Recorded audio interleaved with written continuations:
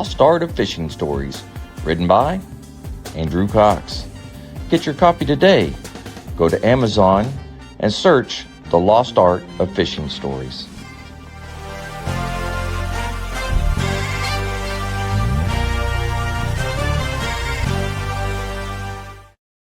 The Lost Art Project, Veteran Voices with Andrew Cox. Preserving history, one veteran story at a time. Marine Corps League and Till Valhalla Project Ambassador. Thanks for tuning in to the podcast that's given a voice to our veterans. The Lost Art Project, Veteran Voices with Andrew Cox. Hello, my friends, and welcome back to the Lost Art Project, Veteran Voices. And we're going to have one heck of a veteran voice for you today.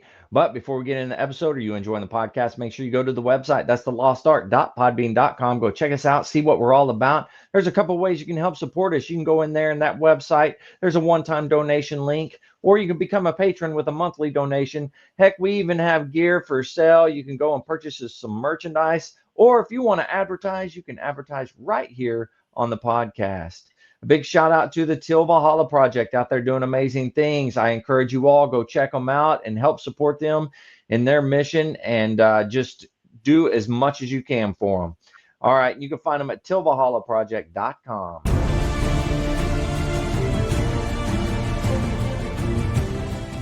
Are you a Marine veteran?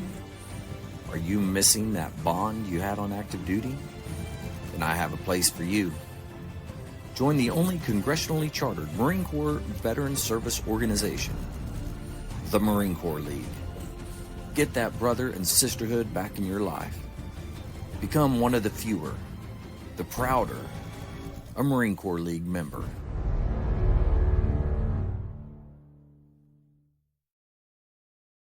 All right, we're back here. I got our special guest. This is Wayne Miller. Wayne, how you doing today? Living the dream, my friend, living the dream. Yeah, somebody has to. If it wasn't you, it'd be somebody else. So that's right. I'm just wondering, make sure it's my dream and nobody else's. That's right. That's right. I like that. Well, hey, Wayne, thanks for coming on. I'm excited about this. And I guess we could just start at the beginning. Like, where did you grow up? What was that like? And then what drew you to military service? Okay. Well, I was born in Washington, D.C., in Washington Hospital for Women, to a single mother.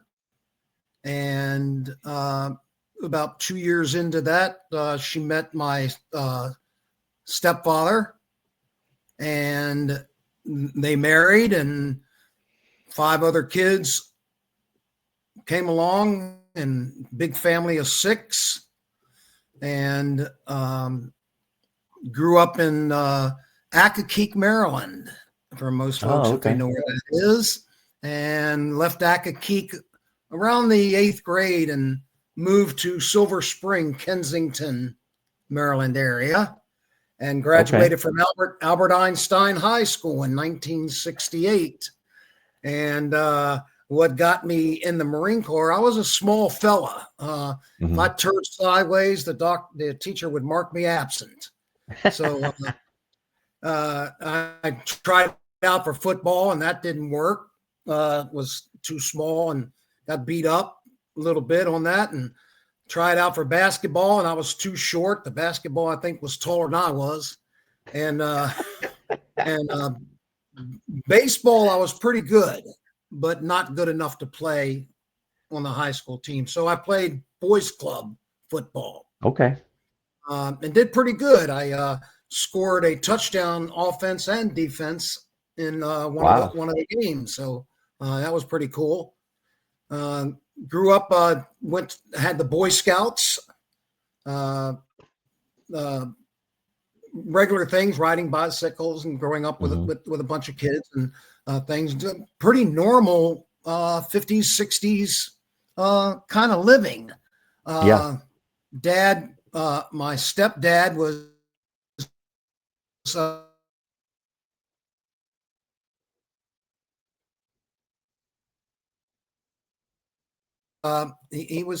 he couldn't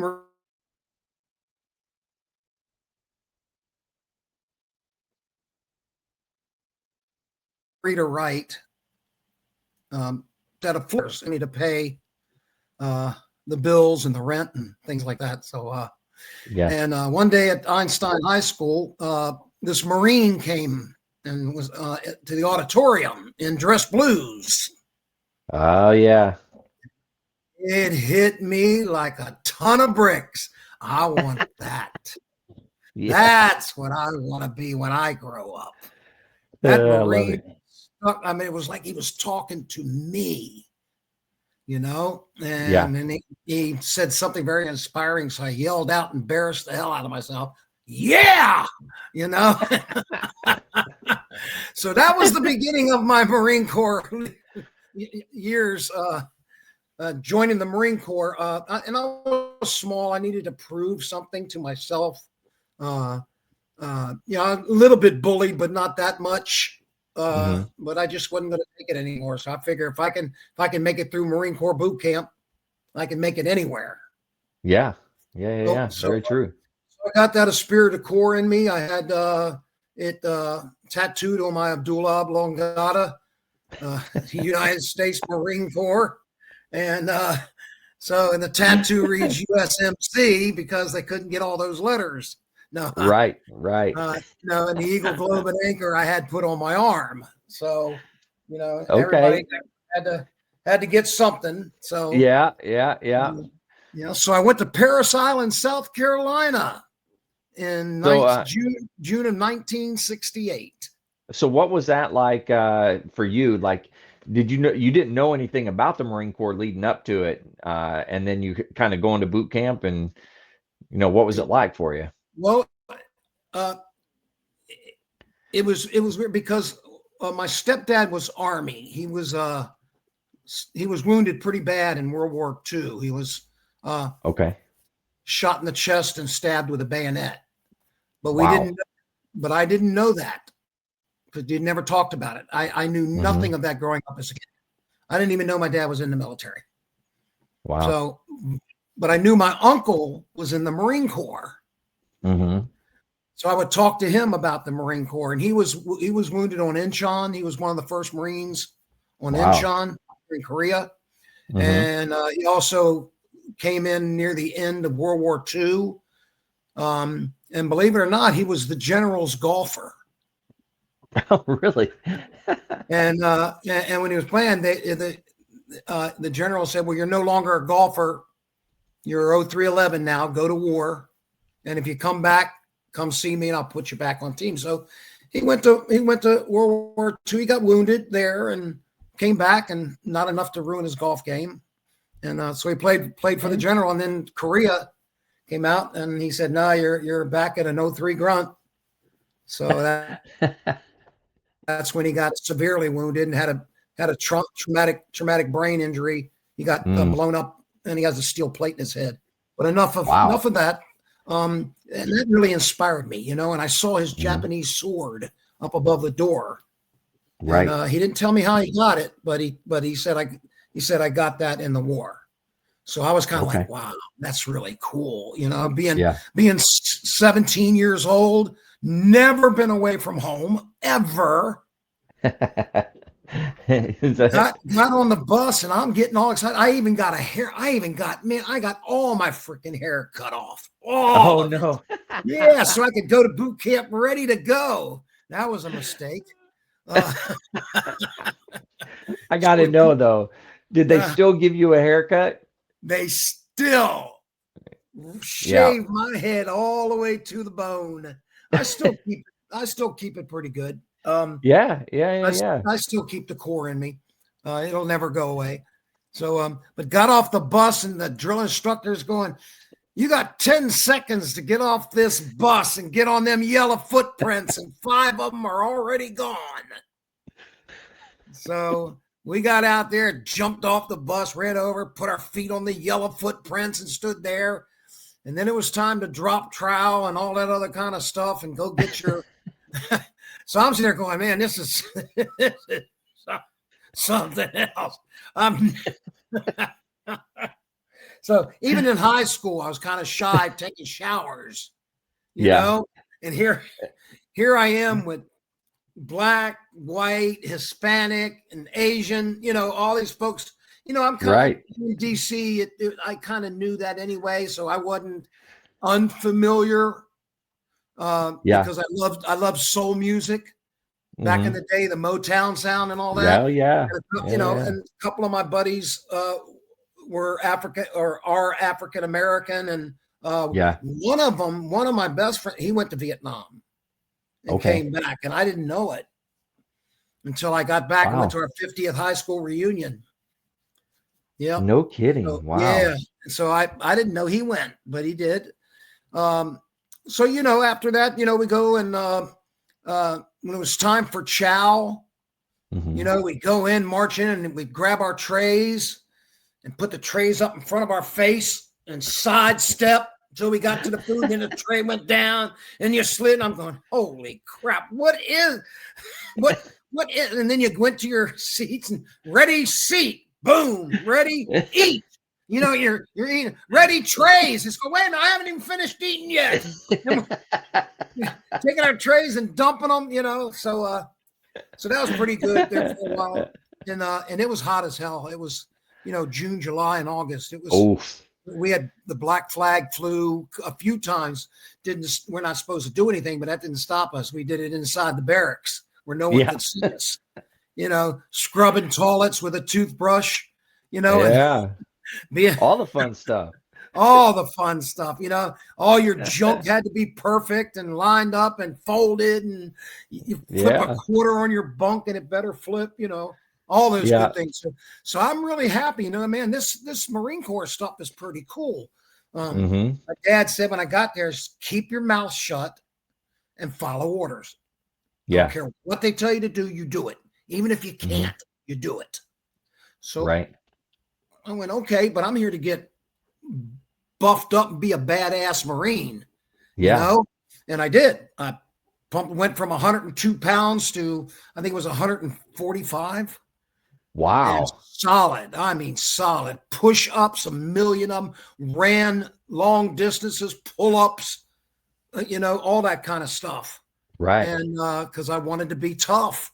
No one ever, even through high school, I was too much work they had to do to make me a football player, to make me a basketball. It was too much work for the coaches because I wasn't that good. But baseball, I was. Baseball, I was pretty good, but not good enough to be on the team. I couldn't even make third string. That's how good our baseball team was. Cool. So, but getting back there, and then graduation, the drill instructor would stand up there and says, any of you pukes brings your parents up to me, I'll spit in their face. Which he didn't, and he wasn't going to, And then on the last day was the first time they called us Marines. Okay. And that was finally, graduation day is when they called you? Graduation day, we were no longer all the funny words and all the words you can't tell on TV and all that kind of stuff, and right. Little punch in the chest here and there, an elbow to the side of your head, and that stuff never happens. If you get hurt and draw blood, you fell out of your rack. Right. Yeah. All those good things because you protected each other, you took care of each other, and it became a bond that no one. I have never in my life felt bonded to these guys I don't even know. Yeah. But I knew them. I knew them. I knew who they were. Couldn't tell you their name. Couldn't tell you where they're from. Yada, yada, yada. But I knew, you just felt that. Then I don't remember if I came. No, I didn't. Okay. Then I went to ITR, Advanced Infantry Training Regiment at Camp Lejeune and Camp Geiger. Spent some time there. Had a blast. Now, was you were going to be infantry? I was. You already know that? I already knew that because the drill instructor came by and he goes, Private Miller, 0311. Okay. And they go down and, and some guys had other MOSs, and stuff like that. And, but I was happy. I'm going to be a, automatic rifleman. Wonderful. Yeah. this is great, man. I get to go shoot people and kill people and win medals and be a hero. And, come home and have a parade. That's right. And man, I'm ready for this. This is all good stuff. Right. And then from there, I went home. I went home for 30 days, and I couldn't I couldn't stand it. I came home, and people were just stupid. They were just being stupid. And I said, Mom, I'm sorry. I love you, but I can't stay here. I've got to go back in. I want to go where people love. I want to go where people love me. Yeah. For what I am and who I am. It doesn't matter. Right. Yeah. Complete a-hole, and they still love me. Which I didn't get when I came home, and it was weird. And there was some stuff going on. People stepping on the moon and the big festival, the Woodstock you talking about? Woodstock and all that, but didn't know anything about none of that kind of stuff. Smoking dope and getting high and being stupid and silly. I was clean. I didn't do any of that stuff. You know, I didn't know that much about it. I just knew that hippies were long hairs and you get to go beat them up because they were because they were hippie. Right. It was pretty cool. So I left, got on the plane, and went to San Diego, California, to Camp Pendleton, where they trained me more how to kill and how to save your life. And we had a 36-hour war, and we had what was that to your first unit, or was that just more training? No, this was still more training, more advanced training. Yeah, I didn't get to my unit till I got to Vietnam. Oh, wow. Okay. Yeah. So I went by myself to Vietnam. I didn't know anybody on the plane. No kidding. Wow. Yeah. I knew no one. After my training in California, which was kind of neat, a family adopted me for a weekend. So I spent Friday night and Saturday, and then I had to go back Sunday at a house with their family to get a family feeling, which I don't know. I don't know if you want that kind of feeling when you're on your way to war. Yeah. You know what I'm saying? But it did. It happened. It was okay. It wasn't bad. So next thing you know, I get on a plane for Vietnam, and we landed in Hawaii and stood at attention in the airport, waiting to get on the next flight. Oh, and my then they gosh. took us to Okinawa, Japan, which I think I spent a few hours because they gave us a steak dinner.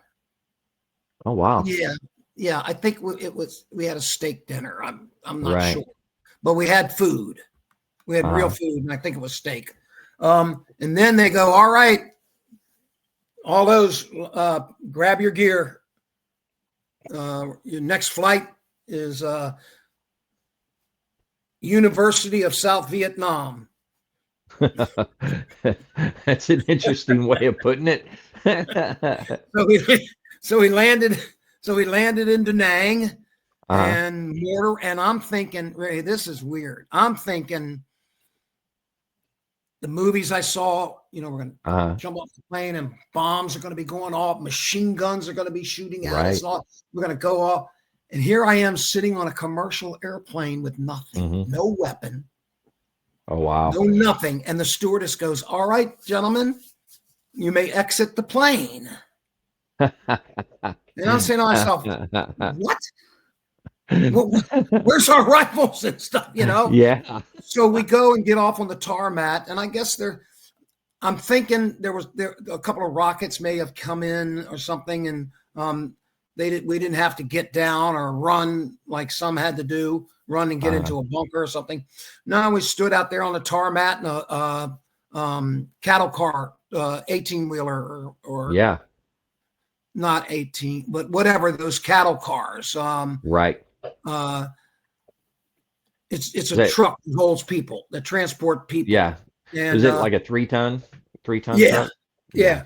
Yeah, 3 tons. So we got on that, and here we are going from Da Nang to our unit, which was Hill 55. They called it Double Nickel. And that's where staging was. That's where they got you acclimated to the country. But we're going along Route 1 on our way across Freedom Bridge and up to there with no weapons in the open. A bullet is this big, and the daggone in between the wooden planks are this big, and we're all sitting there with our backs to bullets. Oh my gosh. It's like, are you kidding me? I'm starting to get scared here. And the heat getting off that plane, boom, it was like running into a brick wall of humidity. Right. Yeah. It was probably nothing like South Carolina. It was probably way worse, huh? A lot worse. And DC used to get hot and yucky, but not like this. This was different. But you got acclimated to it. I don't know how, but you did. You got used to it, carrying full packs and being, full jungle fatigues and weapons and claymores and bombs and grenades and rockets and machine gun straps across your chest like Pancho Villa. And nice. And you didn't think of it. You didn't feel it. You were young and I had just turned 18. Oh, wow. I got to Vietnam and I turned 18 in August and got to Vietnam in December. Oh, wow. So I got there in December and got to my unit, Kilo 37, 3rd Battalion, 7th Marines, 1st Marine Division, 3rd Herd, 1st, 2nd, and 3rd platoons, depending on when they needed you to go out.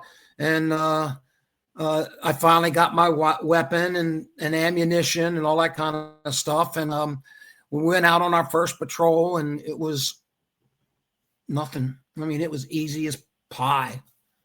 So nothing happened or anything. No, and stupid me, I had to walk point. And and I was small, and if we came upon a spider hole or a tunnel or something, guess who had to stick his head down in there? Oh no. Oh boy. And the first time I encountered the enemy, yeah, that's when it was. I left stuff inside my body in that tunnel. Yeah. I was scared. Excuse my language. I was scared shitless. Yeah. Holy cow. I backed out of there real quick and told them, and they brought the flamethrower over. Oh, wow. Blasted that freaking hole, you know, and, couple of crispy critters, and people who don't know what that is, you don't need to know. Yeah. It's a need to know thing, and people don't need to know what that is unless you know when you've been there. So a lot of things I talk about, sometimes I'll use a slang word or something because it's not fun. Right. Absolutely. To have. So we went on a few patrols and, got shot at a couple of times, and we shot back, and they'd shoot at us and we'd shoot at them. And, and you say, you think all that was probably in the first couple of weeks you were there? Oh yeah. Yeah. All pretty much January. The whole month of January, I might have fired my weapon twice. Okay. Maybe. Yeah. If that, maybe. Yeah. I would say twice. And then February 14th, well, we had some casualties, and they had some casualties. Yeah. But nothing per se memorable, except February 14th, my best friend from Oklahoma, Charles Bondy, was killed by a sniper. Oh man. And that was the first time ever I saw somebody alive and then dead right in front of me. So that was pretty tough. And I don't even know how I don't even know how I dealt with it. I don't know. I was, at that point in time, you may not have dealt with it. You may have just kind of blocked it out. I felt nothing, you know, Mm. Yeah. and I never said glad it was him and not me ever, Mm-hmm. you know. Sometimes I wished it was me and not him. Right. So, Yeah. but that's another story. So, part of the therapy Right. that you go through to know how to deal with that. So, Mm-hmm. and then from there we went on, and we had about 24 other Marines in my unit get killed. Whoa. We had a pretty tough time. Yeah, we had a pretty tough time, and um, And on that was just in Operation your platoon, you said? no Kilo, the first, Oh, second, and okay. third. 3-7 Gotcha. Mike India Lima Kilo Company. There's Gotcha. about 25 of us were killed. Wow. And Kilo Company, we had 100% casualties. So everyone was Wow. at least wounded. Yeah. Holy cow. So, yep. And um, gotta get lost. Where was? Oh, okay. So up until then, on July 4th, 1969, my whole life Mm-hmm. changed. Okay. Uh, I was walking point when I was hit by 3 mortar rounds and a Whew. couple of AK-47 rounds, and Wow. lying on the battlefield, bleeding out of every orifice of my body. Mm-hmm. Blew my left leg completely off. Mm. My right leg was dangling. My right wrist and hand was dangling. Mm-hmm. Bleeding out of the left arm and hand. Both Right. hands, left arm, shrapnel from my head all the way down to my toes. I had all over me, shrapnel wounds. Wow. The corpsman that was there said, "You don't have to rush this guy home. He's not going to make it." Wow. So, and I'll tell you why. That near the end of my story. Okay. So they medevaced me to Da Nang, Mm-hmm. NSA Da Nang, Naval Surgical. I don't know what NSA stands for, Yeah. but it was the Hey, hospital in Da Nang. real Uh, quick, if you don't mind me asking, now when you got hit, were you conscious during all that, or were you little, were you out? well, I was out of body for about, I don't know how long, but I was looking Yeah. down at me. I was watching the corpsman working on me and the other Wow. guys waiting Okay. for the helicopter to come.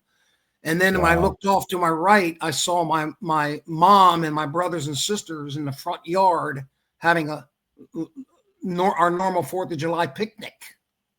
Wow. And I asked my mom, what'd y'all do when she came and visited me in the hospital? I said, what'd y'all do on July 4th? She says, oh, we went out in the front yard and we put a thing down and we watched fireworks and had a picnic. And I went, oh, are you kidding me? I saw Wow. you,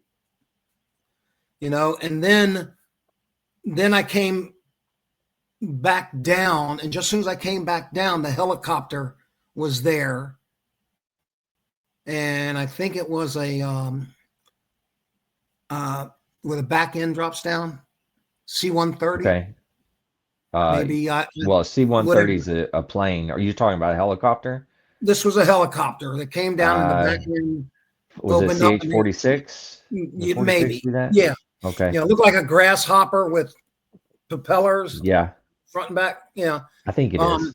so they took me to Da Nang, and then I woke up in Da Nang with the chaplain, the surgeon, an officer, and an enlisted standing Okay. around my bed. And the last words I heard was, "We had to take your leg. We amputated your leg." Wow. And I went out. I went out cold. I woke Yeah. up again. I woke up again in Yokohama and Yokosuka, Japan. I don't Uh-huh. remember which one, but I woke Okay. up. Um, that was horrible. Um, Mm-hmm. they had to change the bandages on my wounds that were Ooh. open, and the bandages would stick because the healing with the scabs would stick to that Oh yeah. that gauze that they had on my thing. So they had to pour solution water on it to loosen it up, and then they had to rip it off.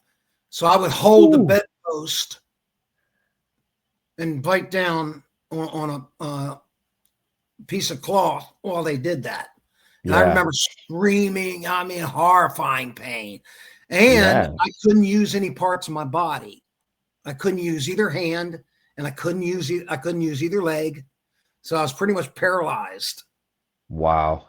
So and that was the first time in my life ever I thought about wanting to die.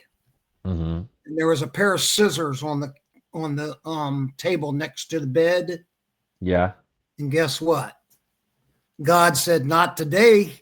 You can't, you're a cripple. You ain't using your hands or your feet. So you ain't getting those scissors. And your neck's not long enough to get it with your mouth. I mean, I thought of everything to get those scissors. Wow. And then stupid mouth saying, well, how are you going to stab yourself? Yeah. You don't have any strength. What are you going to do? And then I thought, well, I'll just stick it there and roll over on it. Yeah. I had all these thoughts of just, I'm not going home like this. Uh-huh. You know, wow.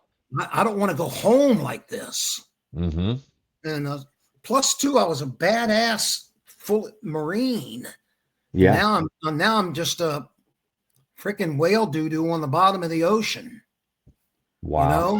You know, and that's got to be I don't know, just a crazy situation to wake up that way, and now that's what I know now, and to try and piece that together in your mind is got to be difficult.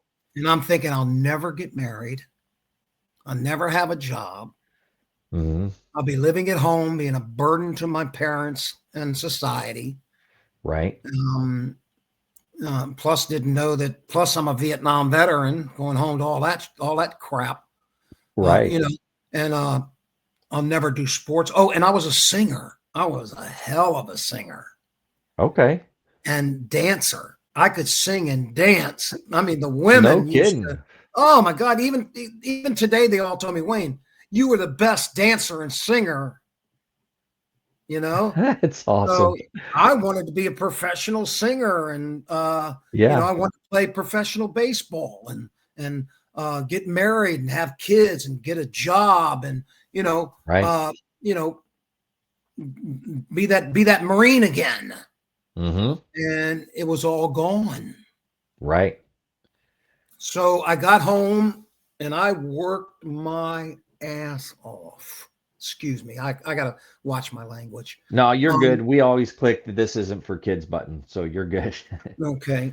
So I worked real hard, and at the time there was a little metal triangle above my bed. Okay. And I said, if I can reach and grab that triangle, I'm going to make it. Okay. Every day I reached a little further and further and further. And finally, I was able to grab that triangle. And then good night, Irene. Because I went from there to almost a badass Marine again. Nice. I was able to pull myself up, right? To where I could pull my full body up off the bed and bring it back down. Wow. Then I didn't have to have nobody take me to the bathroom and have to wipe my butt for me and all. I got out of the bed, got in the wheelchair, went to the bathroom, did my business, cleaned myself, everything. Man, life's starting to really get good. Then I'd roll back to the bed and go, okay, idiot, you can fall out of bed into a chair, but you can't fall up. How are you going to get from the chair back into the damn bed? So, of course, you didn't think about that one, that's for sure. No, so I would keep getting myself into those situations.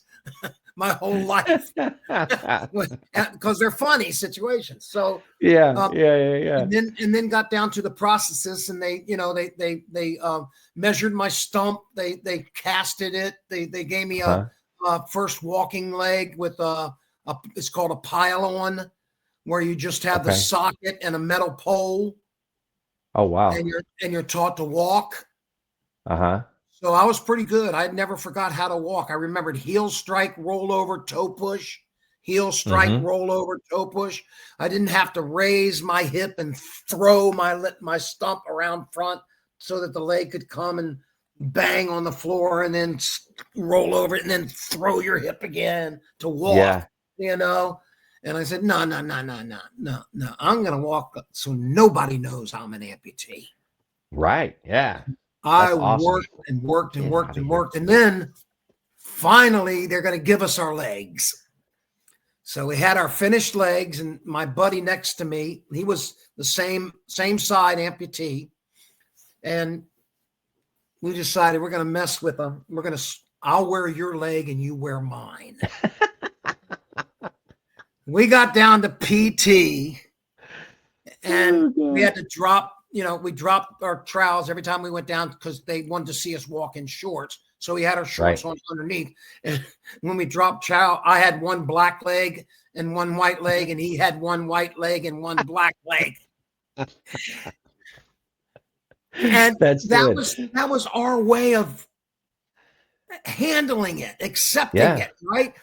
Right. No, the damn head doctor goes, we could give you both an Article 15 for misuse of government property. Oh, geez. And we said, what?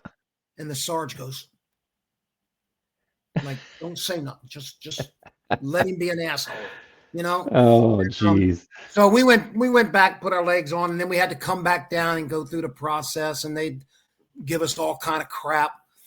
And then a few years later, I don't remember exactly how long, but it was a while. I'm sitting at a bar and I'm hearing this person talk about this guy in the hospital in Philadelphia, Naval Hospital, switched legs with a black guy and came to people. I said, that was me.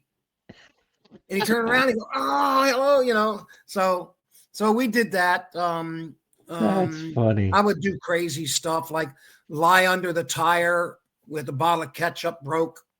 And, and come out from under the car going, or hopping out of the ocean, yelling shark. God. But you could get arrested for that now. Oh, really? Yeah, you're not allowed to do that anymore. So I would do dumb stuff like that. Yeah. So trying to keep, but inside I was in hell. I wasn't home yet. I was still in hell. I used all of that to keep the outside people out. I didn't want them to know who I really was. Yeah.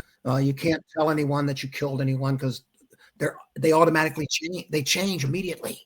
They're not your same person anymore. The second you tell them. If they, and you say, well, yeah, that's what war is. Sometimes you have to kill. Right. And then they just change the relationship with you for some reason, Yeah. And I don't know what that reason is. So, I felt sorry for myself for about 10 years. I drank a lot. I got in fights. I'd use my crutches and slam both crutches across their ears. Oh, when they mess with me. Oh yeah, I would turn the crutch around like a rifle and hit them with a slash, a jab. Yeah. And a butt, and the part that goes under your arm would be the butt. The front of it would be the bandage. Yeah.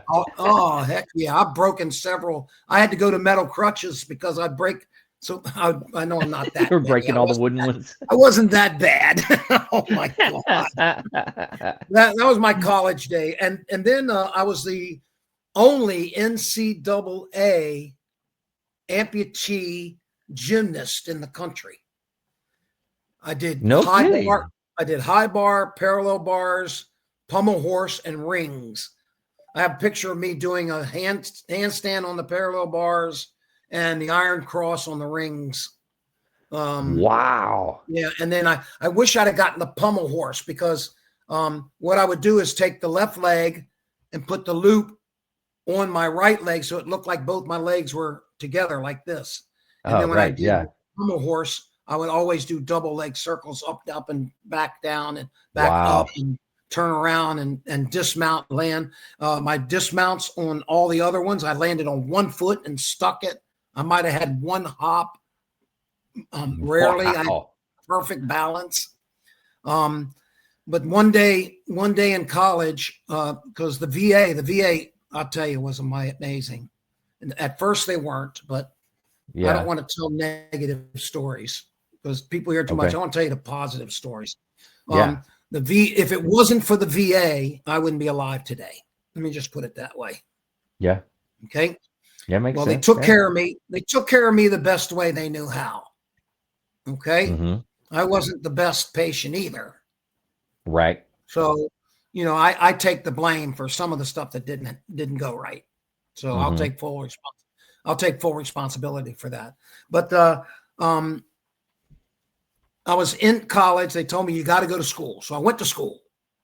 That's okay. That doesn't bother me. Yeah. Every cat promise, I think is I promise I visit won't me today. sneeze while he comes by. So I am deathly allergic to cats. No kidding. Oh yeah. They just barely come near me and the whites of my eyes will bubble out of my eyes. Wow. Yeah, it's pretty bad. And then my brother goes and gets cats just to punish me. So very nice. Yeah. So they told me I had to go to school. So I went to a junior college at first, and people would just upset me and I'd go off, and it wasn't pretty. Nightmares and triggers and all those kind of things were just kicking my butt. Yeah. I would have one nightmare of 3 individuals that I sent to heaven. They every now and then they'd come at me with a bayonet, and right before they stabbed me, I'd wake up. Oh, wow. Yeah, it was crazy. And man. So I'm trying to go to school. VA, you got to go to school. You got to go to school. You still got to go to school. No matter what, you got to go to school. Got to get educated, And I'm sitting there going, don't you know I'm a freaking crippled? Nothing going to hire a one-legged physical education teacher. They're not going to. They're not going to hire me in a job because they got to make it accessible for me. So I'm going to be a pain in their butt, with reasonable accommodations and all that kind of stuff. So I'm already starting off, get it, on the bad foot. That was good. Before I even get into it, right? Yeah. So, but I started to go to school, and then I finally got into it a little more. I chased a skirt. I chased the skirt, and she tried to pull one over on me. Daggone it! So I caught her cheating on me. After, oh man, yeah, I followed her out to New Mexico and went to school, and then she really didn't want me. So I came back and went to school at Frostburg, Maryland. Okay. It was called Frostburg Teachers College, and then College of Frostburg, and then it became University of Maryland, Frostburg campus, something like that. Oh, okay. So I was going to school there, and one morning, you know that morning you wake up and nothing goes right. Yeah. Oh yeah. Nothing goes right. And right. I'm just going, God, I got to go to class. I didn't even take a shower, didn't shave, nothing. Got on my crutches, and I'm walking across campus to go to class. And this black guy is walking towards me. Uh-huh. And he not moving. And I said, well, sucker, I ain't moving. Oh no. Wrong day. He picked the wrong day. Today's a perfectly good day to die, and I'm not afraid to be one of them. Yeah. So he comes up and he stops right in front of me and he goes, hey, how would you like to learn how to ski? And I said, ski? Can't you see I only have one leg? He pulls up his pant legs. He's missing both legs. He was No kidding. He was an army combat engineer in Vietnam, and a rocket hit his deuce and a half and blew his legs off. Whoa. How do Double you argue? amputee. How do you argue with a man that's missing two legs? Yeah, exactly. Yeah. How do you argue? So I said, all right, let's go. So Bill Denby became my best friend. Wow. So he took me out and he says, I will teach you how to ski in 3 hours, and you will ski black diamonds when I'm done with you. And I went, okay, sounds like a plan. Well, the first couple of times my butt hurt so daggone bad from falling. I said, this ain't no fun. What the heck are you talking about, black diamonds? I got a black bruise on my butt. Does that count? And he goes, no, you'll be all right. Just keep trying. So got up and this is how it's done. Okay, you lean a little forward, bend the knee, and you put the outriggers out in front of you to guide, and you just float, just float down the hill, float. Yeah. Next thing you know, I'm growing ears and a little puffy white tail. I'm on the bunny slope. I'm having a blast. He goes, okay, let's get on the thing that takes you up to the top of the hill. Yeah. Right. So we get on that, and we go up, and I'm looking down, and I'm seeing these people skiing. I'm going, okay, you're gonna make me ski that, aren't you? He goes, yeah. You're just gonna float like you did on the bunny slope. You're just gonna lose your ears and your white tail on the way down. That's all. Yeah. Well, he was right. Next thing you know, and then he took me over to the moguls, the black diamonds, and he says, now you're gonna ski the moguls, and this is how you do it. Yada yada yada yada yada. Now, this is pretty cool. Well, I started to get a little mad. And this girl come skiing with her friend, which I didn't know it was her guide. She was totally blind, doing triple black diamonds. Wow. Yeah. And she comes up beside me. Bill introduces her to me. This is the world champion black diamond. She's totally blind. She can't see. She goes, yeah. She says, how can you be afraid of something you can't see? I'm not afraid of nothing. And she did. She skied down the mountain. Wow. Moguls, everything. And I'm going, you know what? I'm humble. There's not a damn, every bitch and complaint I've ever had in my life. No, forget about it. Yeah. Forget about it. I'm not complaining. God. I'm not complaining anymore. And then this other guy comes flying by, sitting in a bucket on one ski, and he's a paraplegic. Whoa. And he's skiing 10 times faster than me down the mountain in the moguls. I'm going, holy moly. So I learned how to do slalom, giant slalom. And then crazy me said, I can do cross country. Oh, geez. Boy, will that put a burn in your upper leg. Well, yeah. Oh my God. The best burn you could ever feel in your life. You got it. Doing cross country skiing. Oh my gosh. Yep. So wow. So that was pretty good. And then the same guy, Bill said, how would you like to play basketball? And I said, well, sure. I always wanted to when I was a kid. So I put my leg on, I get to the gym, and they're all in wheelchairs. Yeah. And I said, Bill, I fought too freaking hard to get out of a wheelchair. Yeah. Now you want me to get back in one. He goes, watch this. He put 5 guys on the floor and I'm watching them fly up and down the court in these chairs, making 360 turns, 3-point shots, Nice. backdoor, pick and rolls right to the basket. I'm going, are you kidding me? So got a wheel. The VA gave me a wheelchair. Well, and also the VA gave me the ski equipment. Oh, so I wow. could ski. Okay. Then they gave me a wheelchair to play basketball. Then they gave me a wheelchair to play baseball. Then they gave me a wheelchair to do track and field.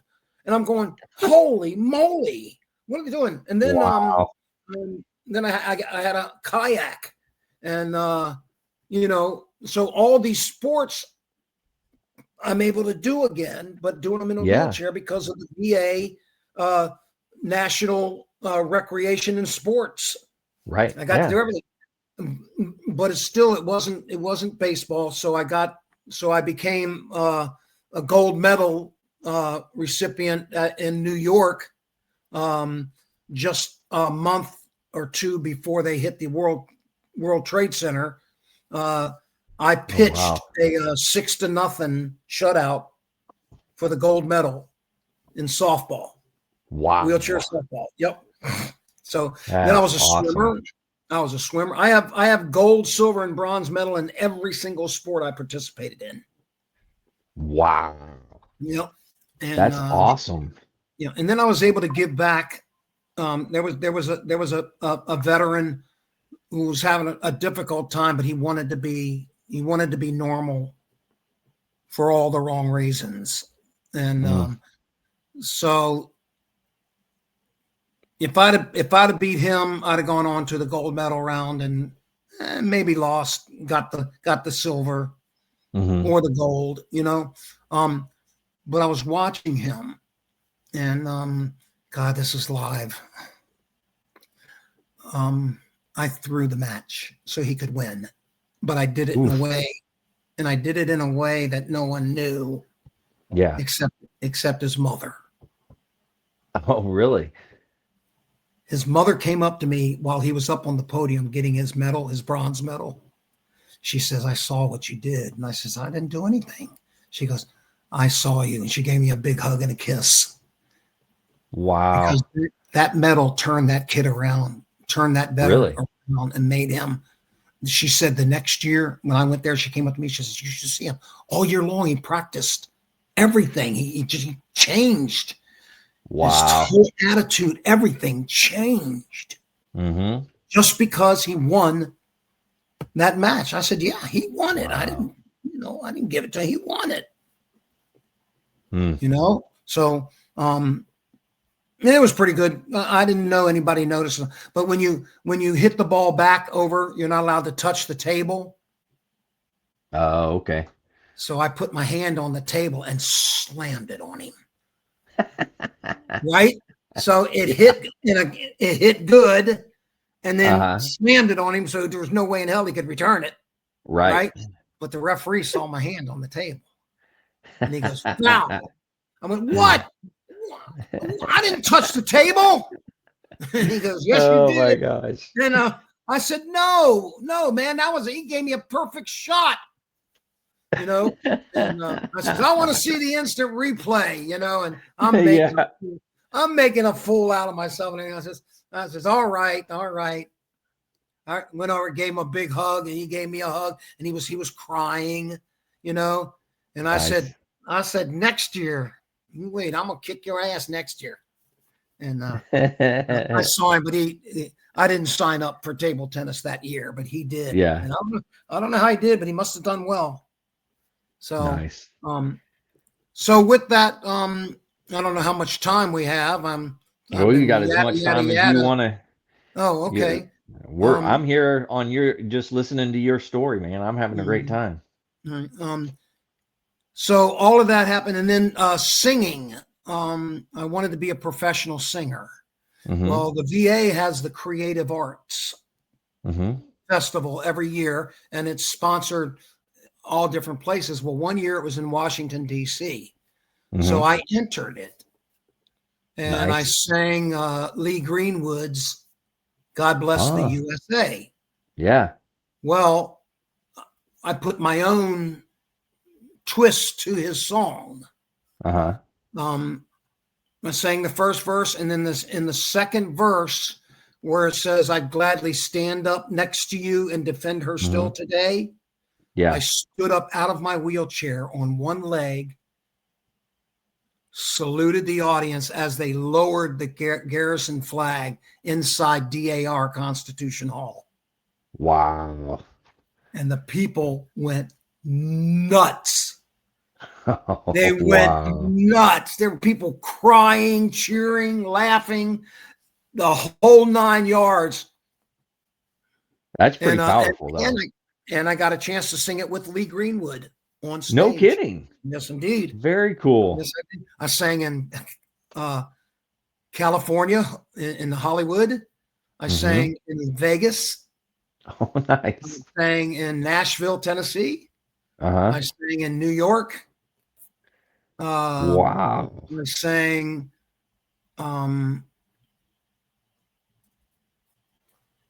Hawaii. Okay. Yep. So Wow. I did pretty good. Then I went to Nashville and cut an album. No kidding. Yeah, you can YouTube Wayne Half Step Miller. Okay. The song is "Enough to Make an Angel Cry." Okay. You'll have to listen to it. It's about about a Vietnam veteran. Okay. Who had, who was injured in the war. So I'm gonna write that down so I can remember it here. Yeah. And so from there, so I was able to sing professionally, but still with baseball. But Maryland Public TV fulfilled my bucket list from that boy lying on the battlefield saying, "I'm never going to yada, yada, yada, yada, yada." Right. Sang the national anthem at the Orioles baseball game. And at halftime, I sang God Bless America. Wow. Then the next couple of weeks, I went to the Preakness and I sang at the Preakness. No kidding. Wow. Yes. So my dreams are getting fulfilled. Well, in college, I saw this gorgeous woman as I was helping coaching baseball at Frostburg with Bob Wells. And I was statistician and third base coach. And I saw this girl sitting there and gorgeous. Right. And I said, "Hey, baby, how'd you like to go to Holiday Inn with me tonight?" Well, guess what answer I got? I'm betting she said, "Hell no." Yeah. Oh. No, she said no. And I'm going, no. And, she left. Well, on Friday nights at the Holiday Inn, they have lobster tails for $9.95. Okay. Full dinner. Okay? Wow. At Frostburg, I had money because the VA, again, saved me, was giving me free money every month to do what the hell I wanted with. Yeah. So when I took out the girl, I took her out. Yeah. Put on the dog, right? Well, then she says no. And I went, well, who the heck are you? Well, that no got my attention. Now this Marine is going to do recon and he's going to hide diddle up the middle and take this, you're not, I'm not losing this. So about 6 times asking her out, finally she said yes, after I explained to her what the Holiday Inn thing was. She wouldn't even let me explain it to her. Wow. She kept saying, "Will you leave me alone? I told you I'm not going out with you." So persistence rang, for me. Yeah. So she let me take her out, and that was the best thing God ever did. That never going to get married thing. She accepted me for who I was. Very nice. Disabled, crazy Vietnam veteran. She just huddled me and hugged me and kissed me and loved me and, told me I'm going to be with you forever. Very And nice. it was, and she's 45 years. She Oh, gave me two wow. daughters. She gave me two daughters. Now, I was never going to get married, never going to have any children. So I got two daughters. They're married, and I got 6 grandkids. Oh, So wow. tell me God's not good. Tell me God is not good. That's right. Yeah, man. So, and I used all of that because in 1989, I went to work for, let me back up a little bit. I started off working as a adapted physical education teacher with mentally disabled or developmentally disabled individuals, Right. everything from Down syndrome to really hardcore disabled. Right. I coached Special Olympics. I was the national floor hockey coach. With working with Eunice Shriver Kennedy, while working with her and the kids and stuff. I took the kids on a track meet, and we were invited. My track team was invited to the White House for the opening of Superman. Wow. And the Beach Boys were there, and my wife had a dream that she would one day walk barefooted on the White House lawn. Well, guess what she got to do? She got to walk barefoot on the White House lawn with Kennedy, the kid, John Jr. maybe. John Jr. Yeah. The one that lost the leg.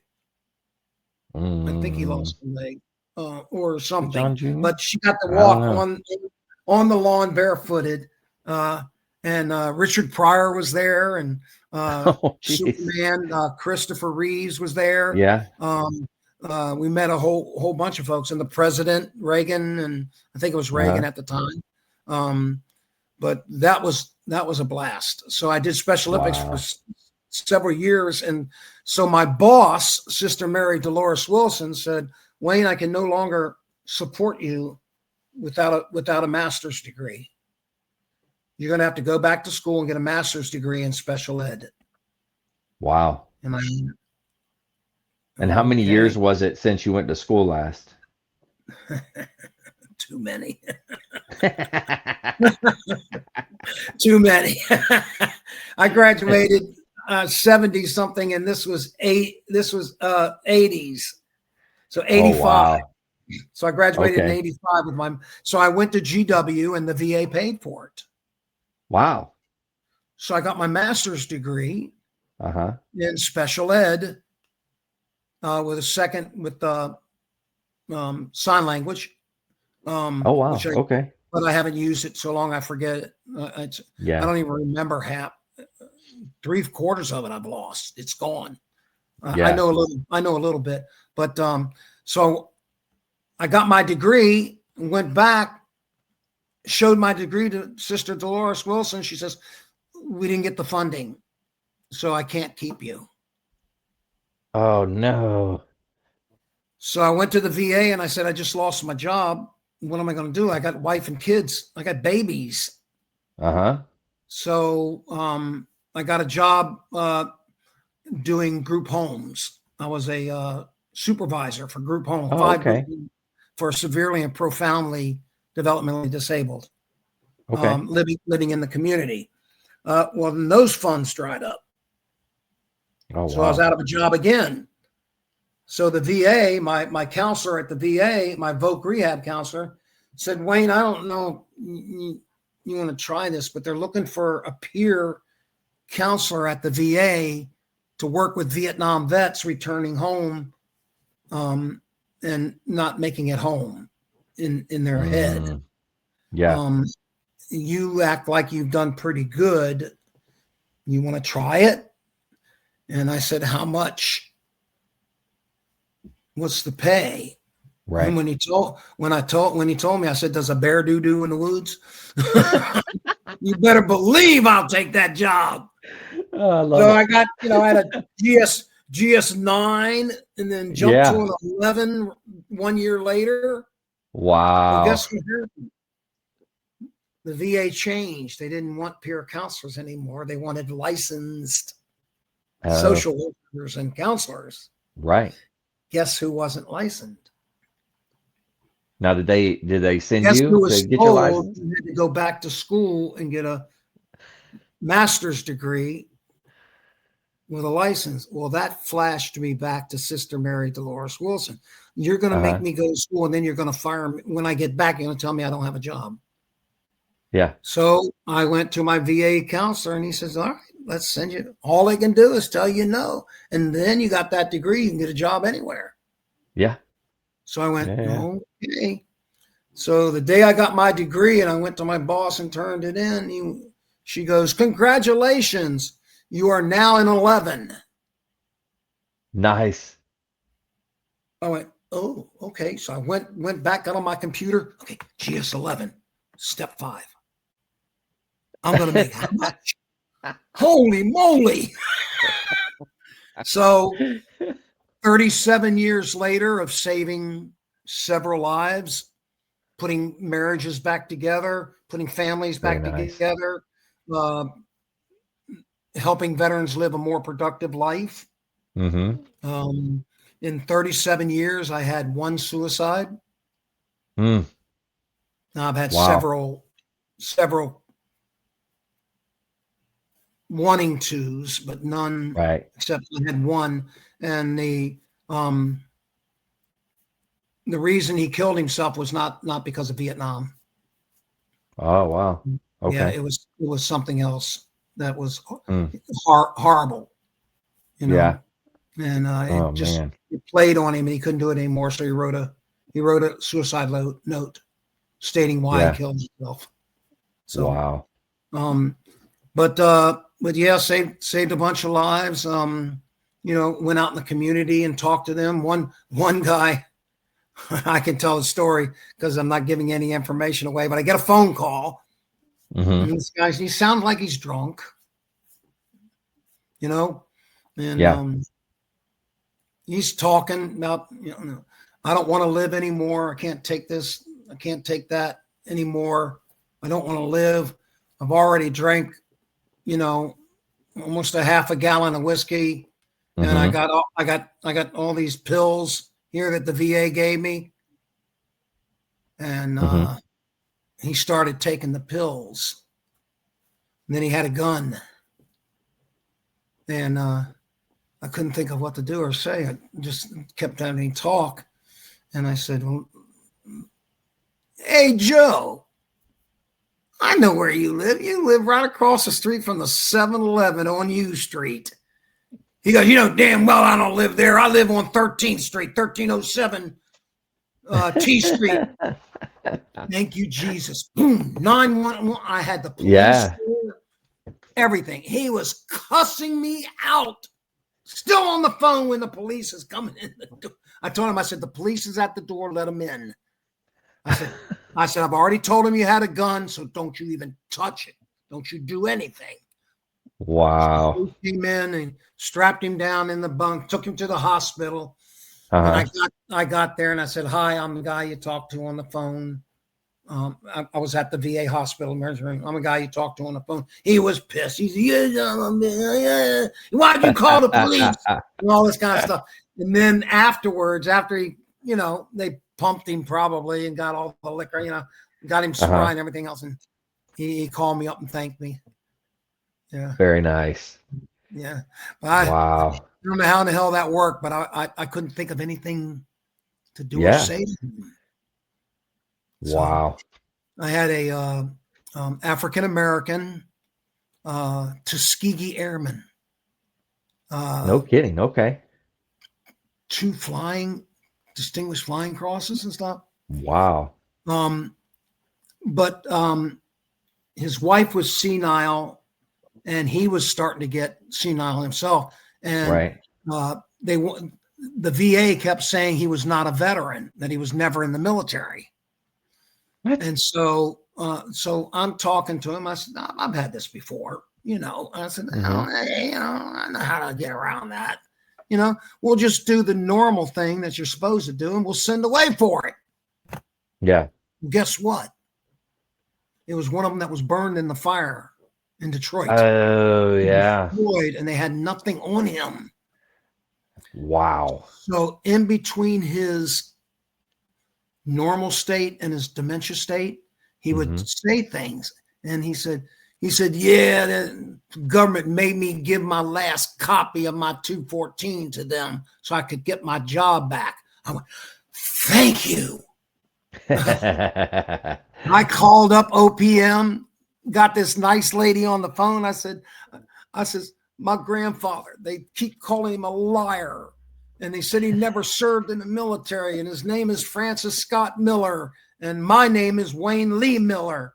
And he's my grandfather. And I got to help him, because his wife, and I'm giving the sob story, boy.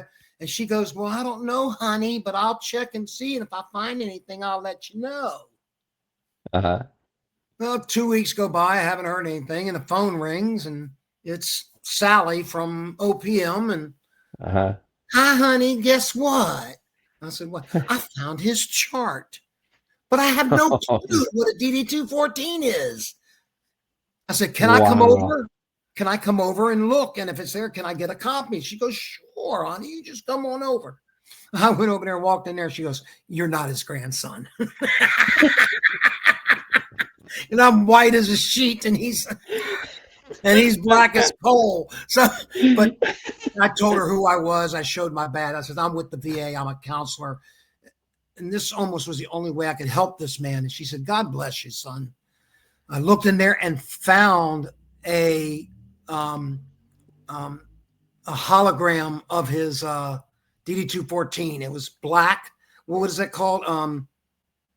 You're talking when it's in reverse or whatever? Yeah, the old style of how they did paperwork. Yeah. Oh, okay. I know what you're talking about. Yeah.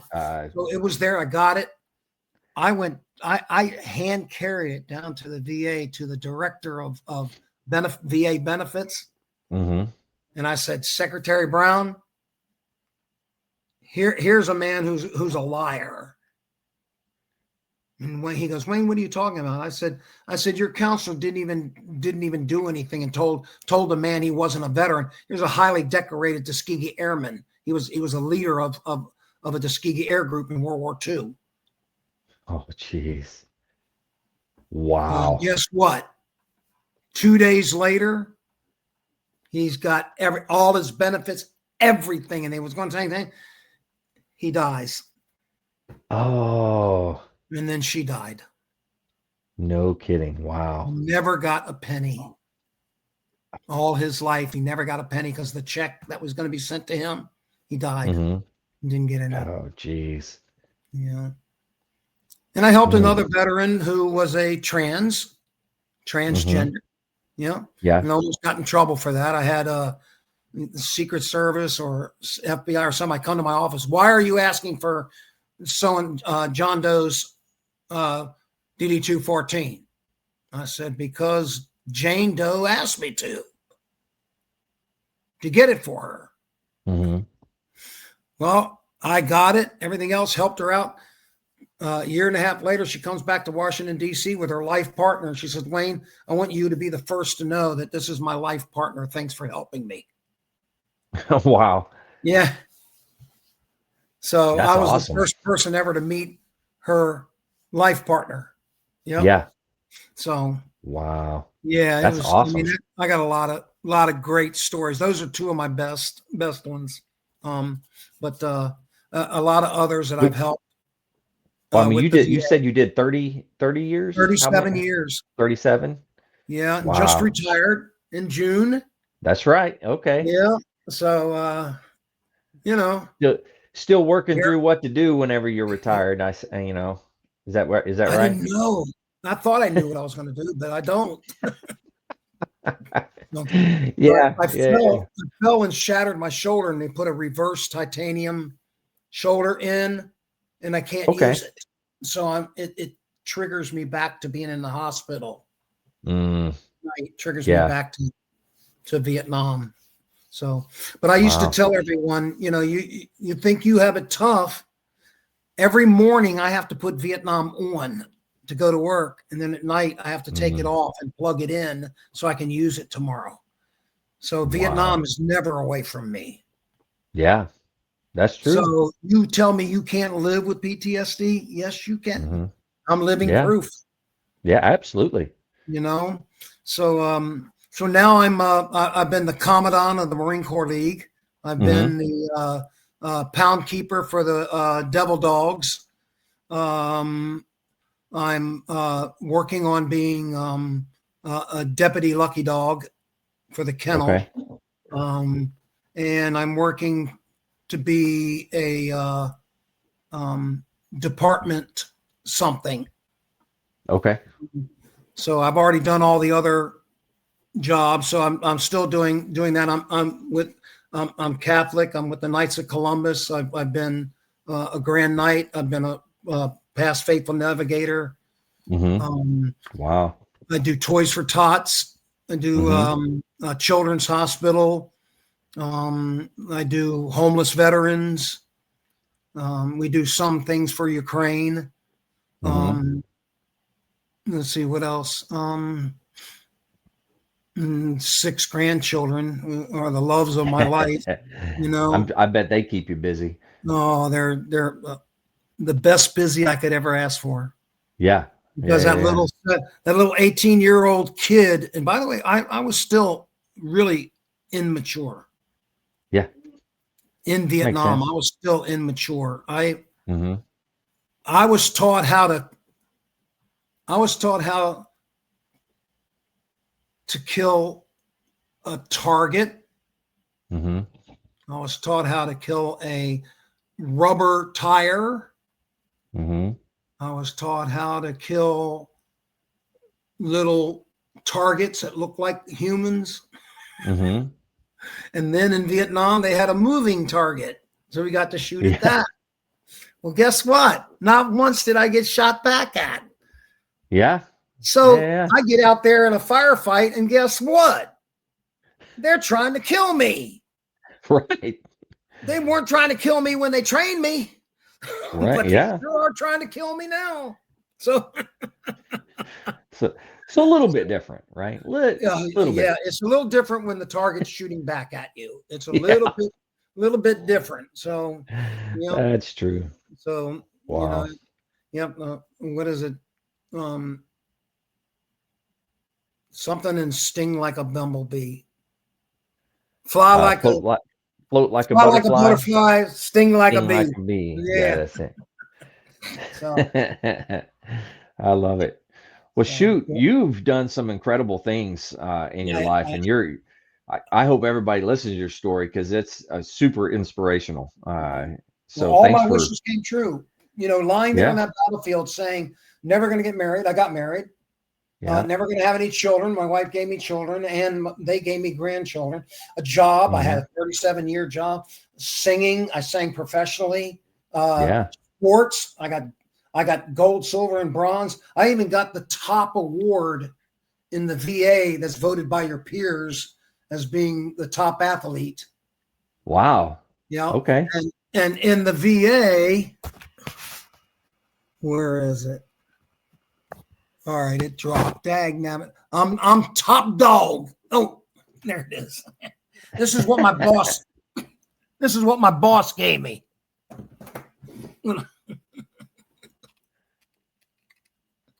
There. Top dog. Top dog. I love it.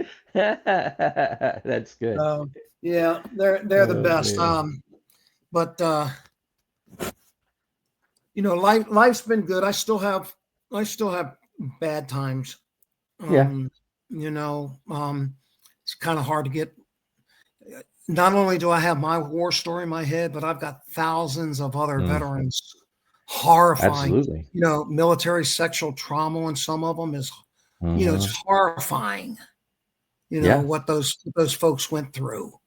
And I've been blessed, and I've been blessed to be able to sit there and listen to them, not judge them. I don't care if they're lying or telling the truth.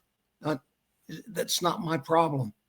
That's theirs. I just want to help them survive and live. Absolutely. And the things that I've been through. I mean, I was told I deserve. I remember one day in Ocean City, I'm walking on the boardwalk on my crutches, and I'm getting ready to go out and do some belly surfing in the waves, And Right. some guy goes, "How'd you lose your leg?" And I went, "Vietnam." He goes, "You deserved it." What? And I almost flew off of that boardwalk and gave that guy a piece of my crutches wrapped around his head. But Pokey and Ralph, I think it was Pokey and Ralph, held on to me, and they said they had to hold on to me. Yeah. Because I was really gonna. But then later on, as a counselor, I thought about that. I said, you know what? That guy was right. I did deserve to lose my leg in Vietnam, because if I hadn't, I would have never been able to help thousands of others. That's a good point. Live something of a life. Well, but that you have to learn how to think that way. That for every bad, there's something good out of it. You have to think something good about it, And how do you find something good out of being raped? A guy gets falsely put in prison and he gets raped in prison. Yeah. How do you find something good out of that? But you have to. You got to find something. You got to find something. Yep. Yeah. So, just different, different things. And I try to help them find something, and I always tell them, I'm not arguing with you. I'm just explaining why I'm right. I'm going to use that. They hate it when I say to them, you know what? That's good. You know what? I believe you believe you're right. And they hate it. They get so mad at me. Damn you, Wayne. That's good. So I love it. Holy cow. Yeah. And I think that's pretty much it. I lost my mom and dad, which was hard. And then I found, this is very important. I spit in a tube to see if I was pregnant. Right? That's a joke. That's a joke. I spit into a tube to find out my ancestry. Oh, yeah. Hey, because I didn't know my father, and my mom wasn't telling me anything. So I respected her wish and never asked her. But when she died, it kind of gave me permission to go ahead and check. Yeah. So I did. And I found out that I'm a quarter to a half Puerto Rican. No kidding. My father met a woman who was 100% Puerto Rican. They had children, and then their children got my mom pregnant during a dance. They were at a dance. Her and her sisters and some of the girls, DC, would go to the armory, the DC Armory, and dance with the troops. Yeah. And she met one and slept with him and got pregnant, and that's where I came from. Okay. Wow. And then find out I have two sisters. No kidding. Yeah, one lives in Virginia, and I don't know where the other one lives. But I can't contact them. But they can contact me. If they go back on Ancestry and find my name, I put on that you could contact me if you want to. But they haven't. Very nice. They haven't put anyone could contact them. Oh, I see. So you have to actually put down if you want somebody, or if you're okay with somebody contacting you. Sure. Yep. Yeah. And I already know that I don't have any children from Vietnam because there aren't any one-legged kids coming up and saying, "Dad," Oh my God. And then, by the way, when I play golf, they ask me what my handicap is. I say one leg. And every putt is a foot short,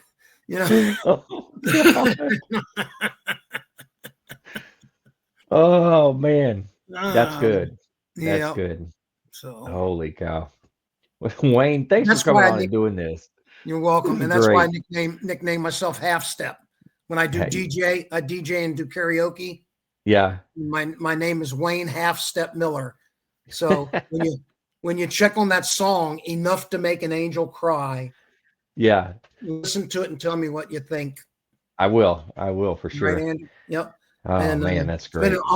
honor and a pleasure. You made my heart full to tell my You story. I think everyone should tell their story, absolutely. Yeah. That's why we're doing and this. We're trying to yeah, get everybody. yeah. It should never get lost, you know, Absolutely.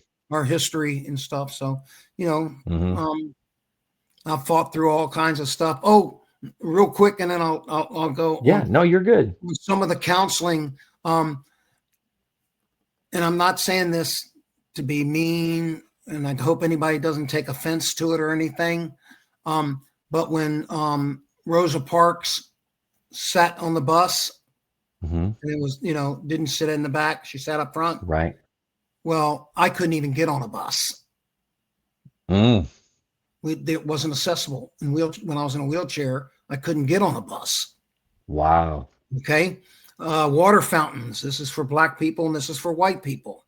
Hmm. Well, they're too high. Sitting in a wheelchair, you can't get a drink at all. So it didn't matter whether it was Wow. black or white. There wasn't one that said handicap. Right. Okay. Holy Bathrooms cow. were not as bathrooms, black only, white only. Hmm. Couldn't get in the bathroom. Doors were too Yeah. tight. So I would have Wow. to crawl into the bathroom, get soil from everybody's pee and dirty, and then get back in my chair to go back if I'm in a restaurant. Oh, and some blacks couldn't eat in restaurants. They had to eat out back, and they had to eat on paper plates and throw them in the trash.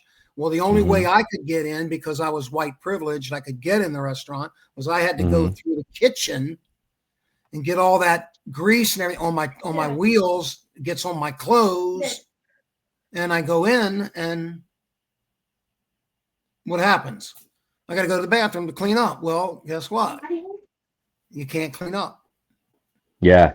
So, and that's Wow. okay in the background. It's fine with me. So, Hmm. but I use that, and I say, sometimes it's a blessing that you could drink out of a black only fountain, because at Yeah. least you got something to drink. Yeah. It's perspective, Black right? bathrooms only. Mm-hmm. Yeah. It just puts things in perspective. Yeah. I said it wasn't right. It Yeah. wasn't right to do that. Hmm. But my point was not right or wrong. It was accessibility. They had to change the accessibility. Right. It's tough with that right now. And I won't get political that much on it, but like for transgender, that's going to be tough in the win. Hmm. That's going to be a tough one to win, but they might win. I mean, we all have the right to do whatever we want. Yeah. There's just Yeah. consequences. Very true. There's just Yeah. consequences.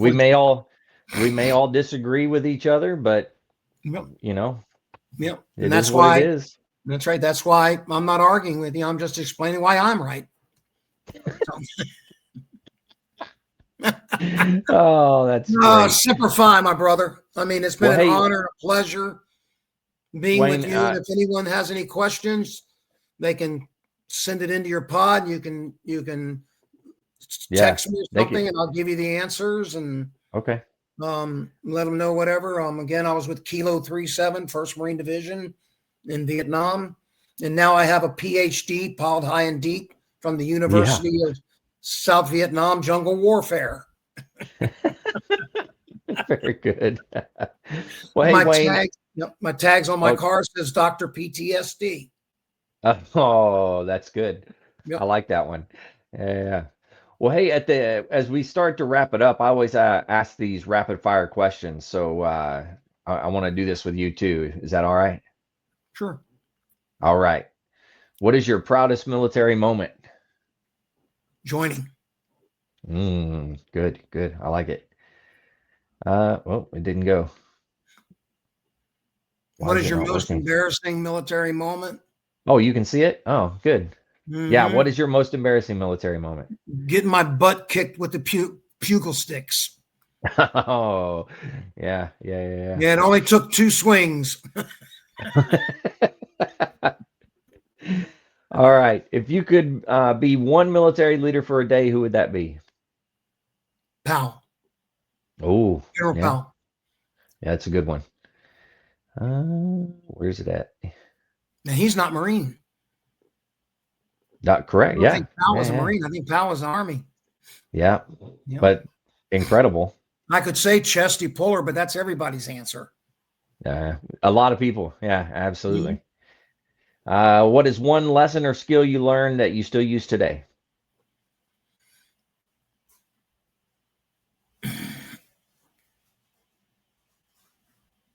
That breathe. Just breathe. Everything else is secondary. Without a breath, you can't do anything.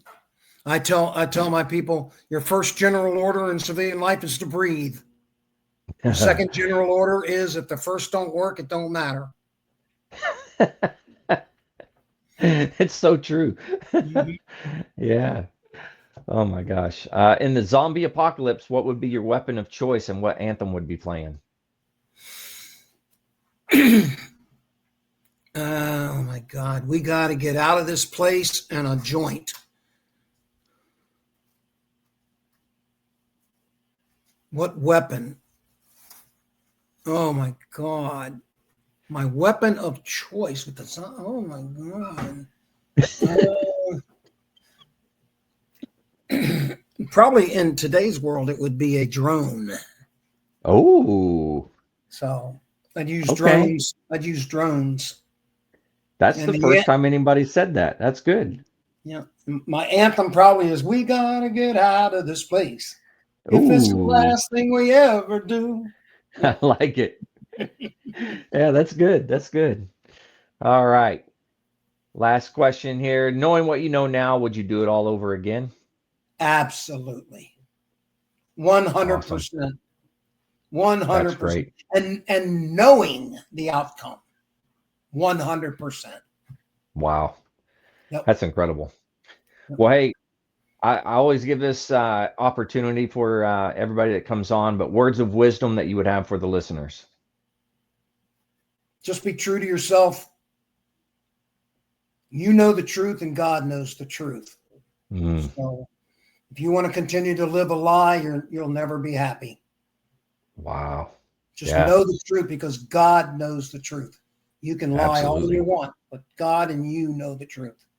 Yeah. So just know, know the truth. Do the least harm. Yeah. Do the least harm. Leave no one behind. Help everyone. Whatever, I know that's more than one. Words of wisdom is. It's okay. It's all right. No big deal. Well, shoot. Wayne, thanks again for doing this. I've had a blast. Hopefully you've enjoyed yourself, but yeah, I don't know. You're an inspiration, so thanks. I appreciate that. It was definitely an honor, and I hope it helps someone who's going through troubles. And no one will be like me, but just be you. You be you, and I'll be me. Oh, I think that's a good deal. Yeah. All right. Well, I always end every podcast talking about veteran suicide. So if you're out there, you're struggling, you need some help, you can always dial 988, press option 1. You can always text 838-255, or you can go to veteranscrisisline.net and click on that chat icon. Any of those options will put you in contact with somebody that can help you out. But remember, one veteran life lost is one too many. I care about you. I know Wayne cares about you. The whole veteran community cares about you. So please reach out for help. And if you're out there and you're not struggling, reach out to the buddies you served with. Ask them how they're doing. If they need that helping hand, please give it to them. All right, Wayne, one more time. Thank you. Much appreciated. To all the listeners out there, stay motivated. Change your socks. Thanks for tuning in to the Lost Art Project Veterans Voices podcast. Our mission? Simple. Preserve history, one veteran story at a time. If you'd like to support this work, consider making a donation or sponsoring an episode. Every contribution helps us capture and share more stories for future generations. You can learn more and give at thelostart.podbean.com or by clicking the link in the episode's description. Stay motivated, change your socks, and remember, every story matters.